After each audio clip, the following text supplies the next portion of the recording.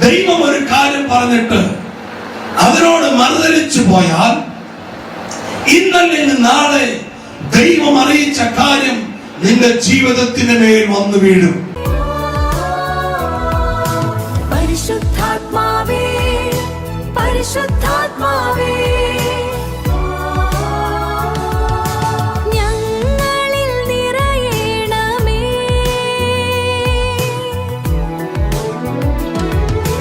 എഫാത്താ, എഫാത്താ, എഫാത്താ. Hallelujah. എന്റെ പ്രിയമുള്ളവരെ, 119 സങ്കീർത്തനം അതിന്റെ 105 തിരുവചനം. സങ്കീർത്തനം 119 വചനം 105. ഹല്ലേലൂയ. സങ്കീർത്തനം 119 105. അങ്ങയുടെ വചനം എന്റെ പാദത്തിന് വിളക്കും പാതയിൽ പ്രകാശവുമാണ്. ഹല്ലേലൂയ. കർത്താവ് പറയാണ്, കർത്താവിന്റെ വചനം, എന്റെ പ്രിയമുള്ളവരെ, കർത്താവിന്റെ വചനമുള്ളവന്റെ ജീവിതത്തിൽ ഏത് പാതയിലും അതവന് ഒരു വിളക്കാണ്, ഒരു ദീപമാണ്. അവനൊരിക്കലും വഴിതെറ്റി വീഴുകയില്ല. ഏത് ഇരുട്ടിലും എത്ര വലിയ അന്ധകാരത്തിലും അവന്റെ അകത്ത് കിടക്കുന്ന വചനം അവന് പ്രകാശമായി വരും. Hallelujah, hallelujah, hallelujah, hallelujah. സന്തോഷത്തോടെ പറഞ്ഞു ഹല്ലേലൂയ, ഹല്ലേലൂയ. എന്റെ പ്രിയമുള്ളവരെ, ജീവിതത്തിൽ വചനം എന്തുമാത്രം സ്വീകരിക്കാമോ അത്രമാത്രം സ്വീകരിക്കുക. ഓ, വചനം തേൻകട്ടേക്കാൾ മധുരമുള്ളതാണ്. ഈ 119 സങ്കീർത്തനത്തിൽ മുഴുവൻ വചനത്തിന്റെ പ്രത്യേകതകൾ, വചനത്തിന്റെ നന്മകൾ, വചനത്തിന്റെ രുചികൾ, വചനത്തിന്റെ അഭ്യാസങ്ങൾ, വചനത്തിന്റെ വിശുദ്ധ ജീവിതങ്ങൾ ഒരുപാടാണ് ഈ 119 സങ്കീർത്തനത്തിൽ പ്രതിപാദിക്കുന്നത്. അതിന് അതിമനോഹരമായ ഒരു തിരുവചനമാണ് 119:11. കർത്താവേ, ഞാൻ നിന്നോട് പാപം ചെയ്യാതിരിക്കേണ്ടതിന് അങ്ങയുടെ വചനം ഞാൻ എന്റെ ഹൃദയത്തിൽ സൂക്ഷിക്കുന്നു. വചനമുള്ളവന്റെ ഹൃദയത്തിൽ നിന്ന് പാപം ഉത്ഭവിക്കുകയില്ല. വചനമുള്ളവന്റെ ഹൃദയത്തിൽ നിന്ന് അശുദ്ധി പുറത്തു വരികയില്ല. വചനമുള്ളവന്റെ ഹൃദയത്തിൽ നിന്ന് അഹങ്കാരം പുറത്തു വരികയില്ല. വചനമുള്ളവന്റെ ഹൃദയത്തിൽ എപ്പോഴും നിറവായിരിക്കും. അവന്റെ ഉള്ളിൽ ഒരു ഡ്രൈനസ് ഉണ്ടാവുകയില്ല. എപ്പോഴും ഒരു ചലിച്ചുകൊണ്ടിരിക്കുന്ന അവസ്ഥ, ഒരു സന്തോഷത്തിൽ തിമിർക്കുന്ന അവസ്ഥ. ഹല്ലേലൂയ. ആനന്ദത്തിന്റെ ഒരു ആനന്ദ ലഹരി ഉണ്ടാകണമെങ്കിൽ അകത്ത് വചനം ഉണ്ടാകണം. ആ വചനത്തിന് ശക്തി നമ്മളെ ജ്വലിപ്പിക്കും. അതാണ് ആനന്ദ ലഹരി.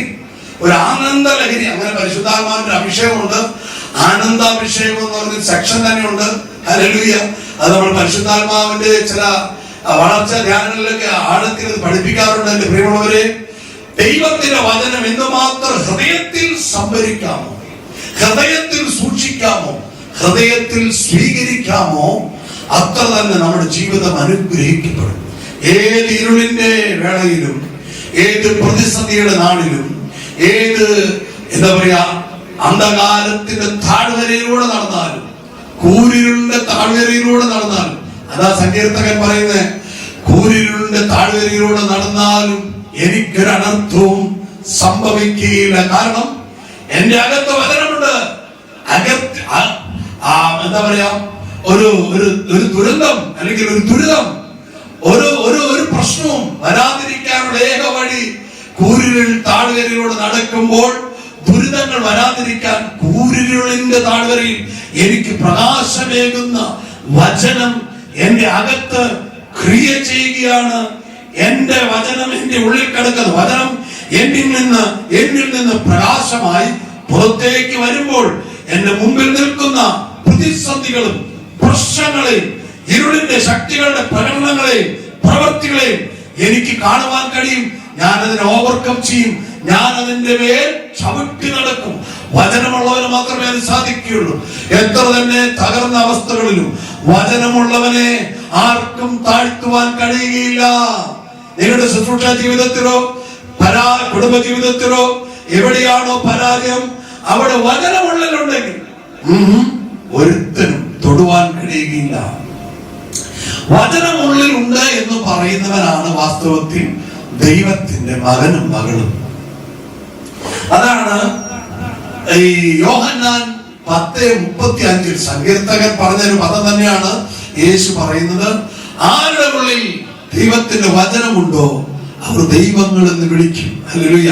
അവനെ പരാജയപ്പെടുത്താൻ ഒരു ഇരുളിന്റെ ശക്തിക്ക് കഴിയുകയില്ല.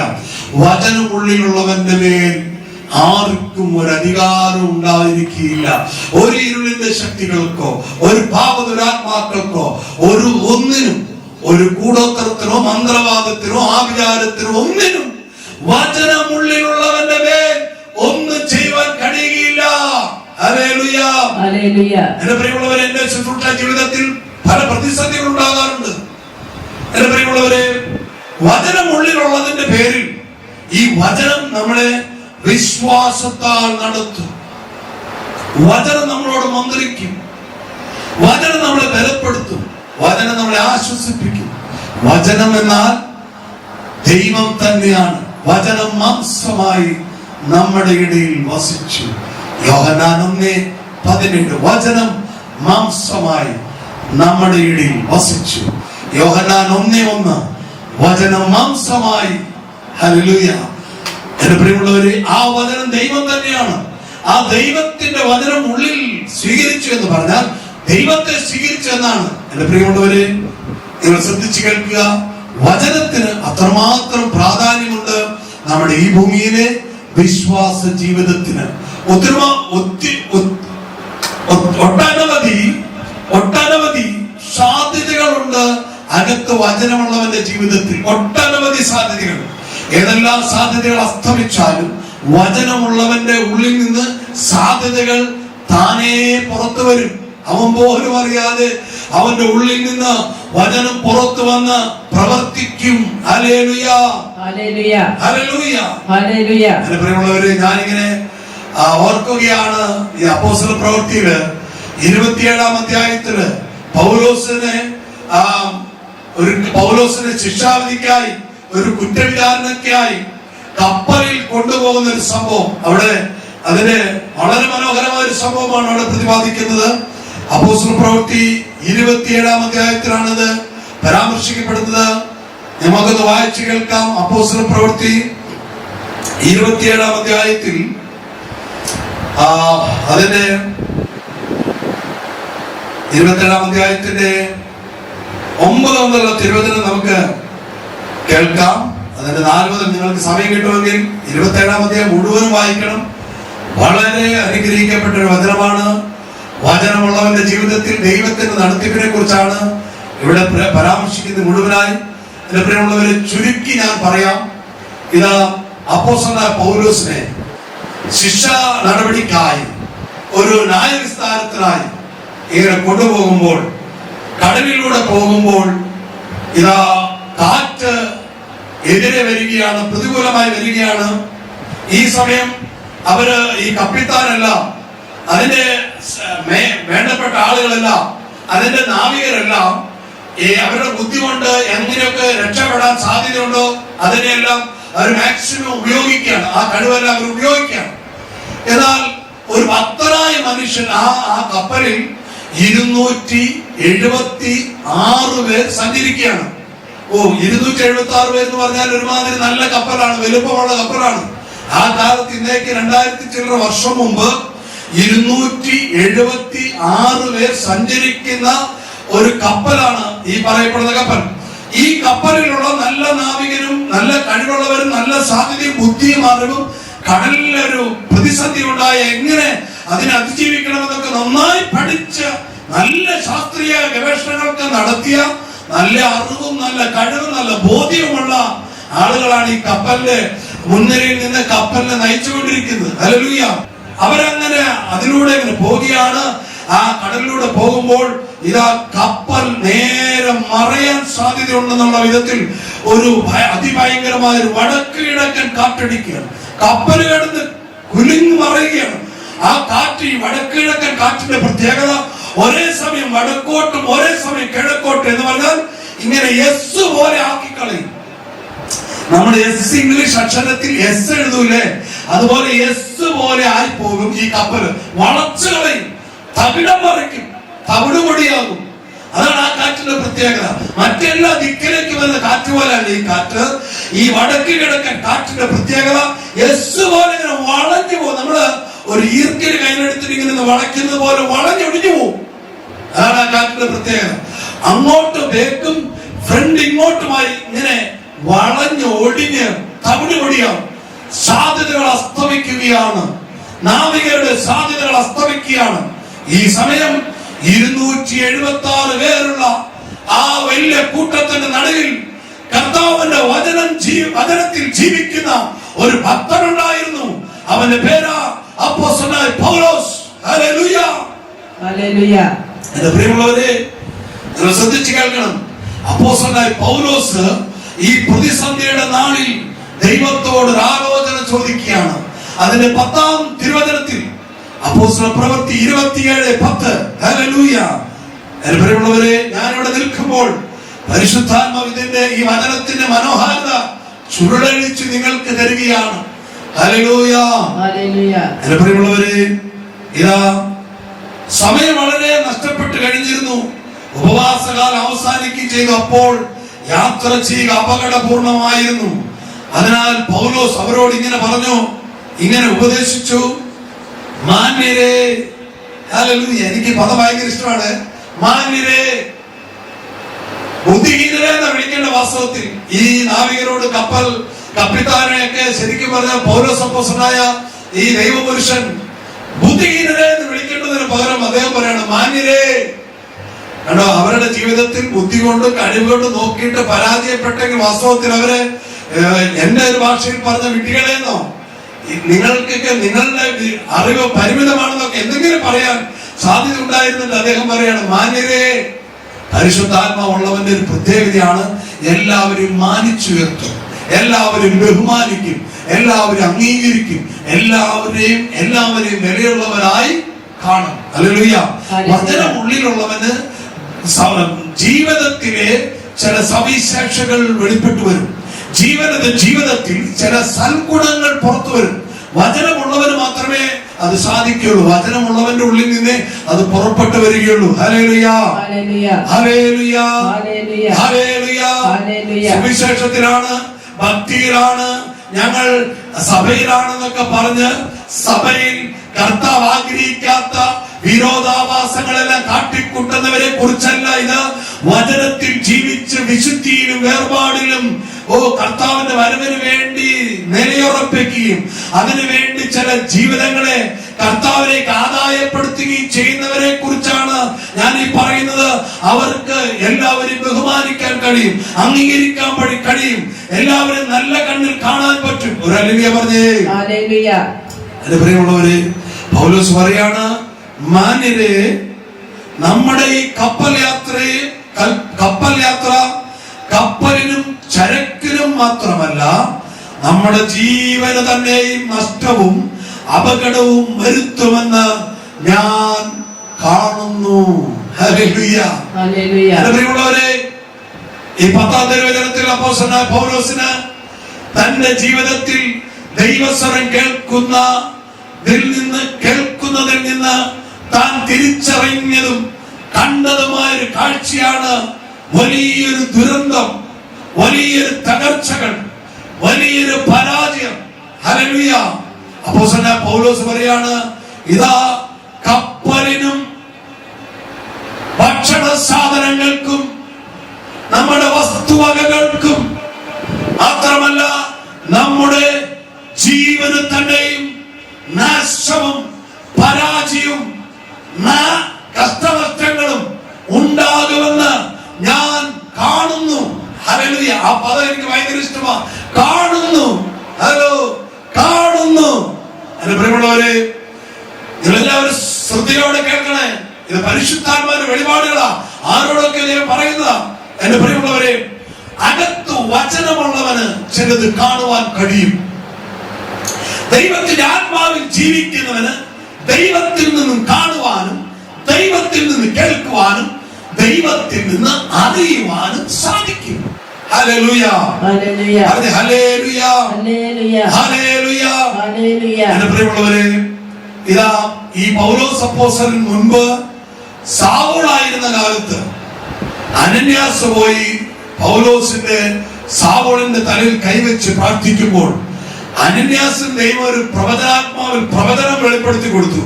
അത് ഈ അപ്പോസ്തല പ്രവൃത്തി 22-ാം അധ്യായത്തില് അതിന്റെ 14-ഓ 15-ഓ തിരുവചനത്തില് ആണ് അവിടെ പരാമർശിക്കപ്പെടുന്നത്. നിങ്ങളൊന്ന് നോക്കിക്കേ, 14-ഓ 15-ഓ ആണെന്ന് നോക്കിക്കേ. ഇതാ അതെ, അങ്ങനെയാണ്. ഹല്ലേലൂയ. അതിന്റെ 14, അതെ 14, ഇത് 13 മുതൽ ഞാൻ വായിക്കുകയാണ്. ഈ അനന്യാസ് എന്റെ അടുത്ത് വന്ന് പറഞ്ഞു, സഹോദരനായ ശൗൽ, നിനക്ക് കാഴ്ച തിരിച്ചു കിട്ടട്ടെ. ഉടനെ തന്നെ എനിക്ക് കാഴ്ച തിരിച്ചു കിട്ടുകയും ഞാൻ അവനെ കാണുകയും ചെയ്തു. 14-15 വചനം ശ്രദ്ധിച്ച് കേൾക്കണം.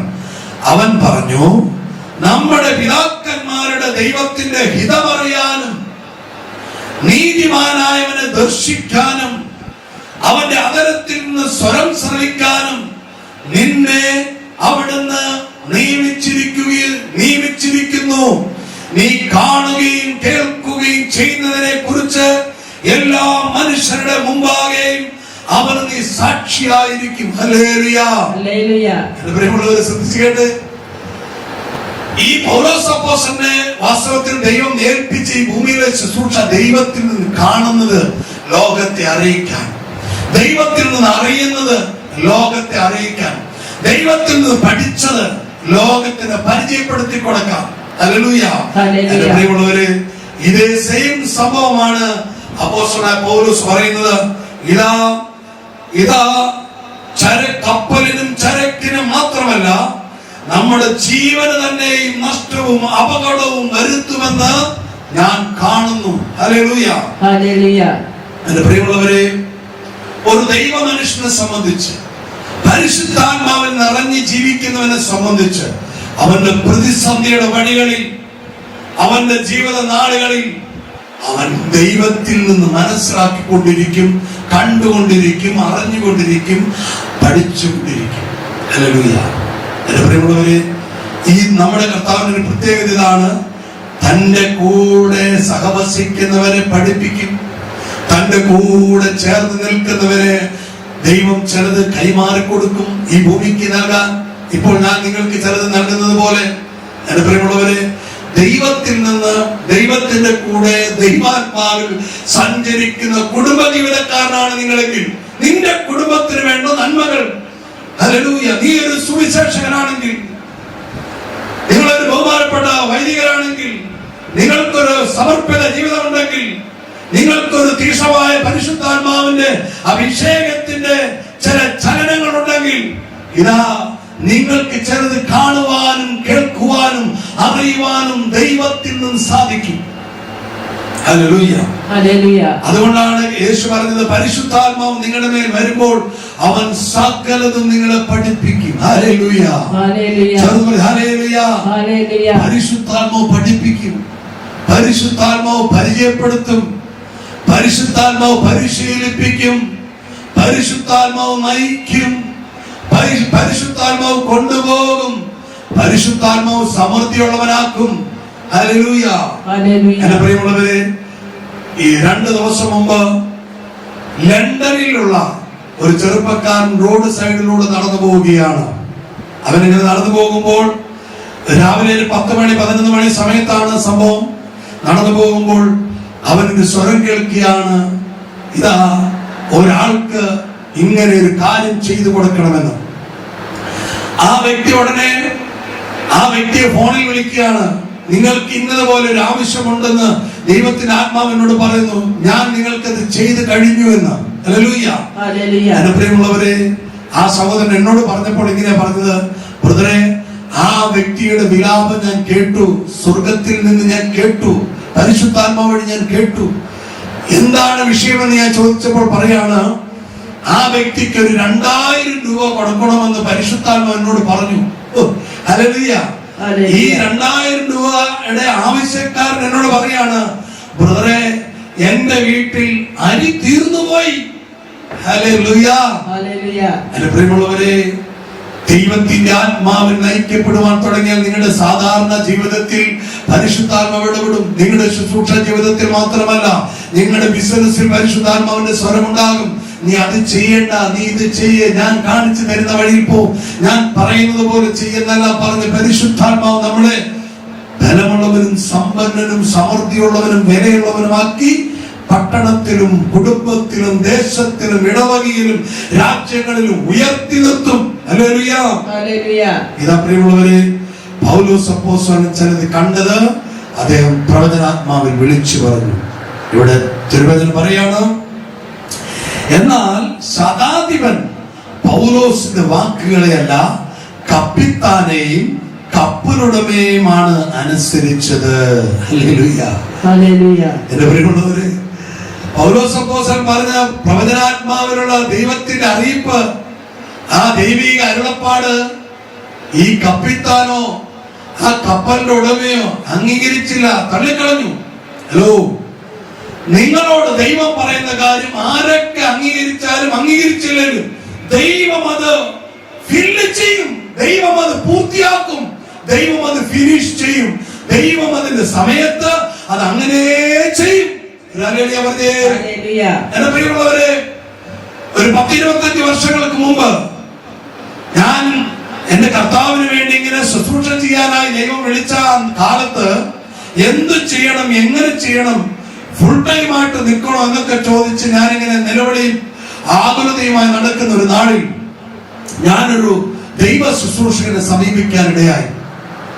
ആ ദൈവ ശുശ്രൂഷകനെ സമീപിച്ചിട്ട് ഞാൻ പറഞ്ഞു, എനിക്കിങ്ങനെ ദൈവാത്മാവിൽ ചില പ്രവചനങ്ങളുണ്ടായി, നിന്നെ ആ ലോകത്തിന് അതിരുകളോളം കൊണ്ടുപോകുമെന്നും നീ അവിടെയെല്ലാം എന്റെ ഒറിജിനൽ സാക്ഷിയായിരിക്കുമെന്നും, നിന്റെ അറിവിൽ നിന്നല്ല, നിന്റെ കാഴ്ചപ്പാടിൽ നിന്നല്ല, ഞാൻ അറിയിക്കുന്നത് നീ ലോകത്തെ അറിയിക്കണമെന്ന് ചില നിർബന്ധവും എന്റെ മേൽ പ്രവചനാത്മാവിൽ ഞാൻ ദൈവം എന്റെ മേൽ ആക്കി വെച്ചത് പ്രവചനാത്മാവിൽ ഞാൻ അറിയുന്നു എന്ന് പറയാനിടയായി. അദ്ദേഹം വേഗം പ്രാർത്ഥിച്ചിട്ട് എന്നോട് പറഞ്ഞു, നിങ്ങൾക്ക് ദൈവ ശുശ്രൂഷയില്ല, വീട്ടിൽ പൊക്കോളാൻ പറഞ്ഞു. ഹല്ലേലൂയ.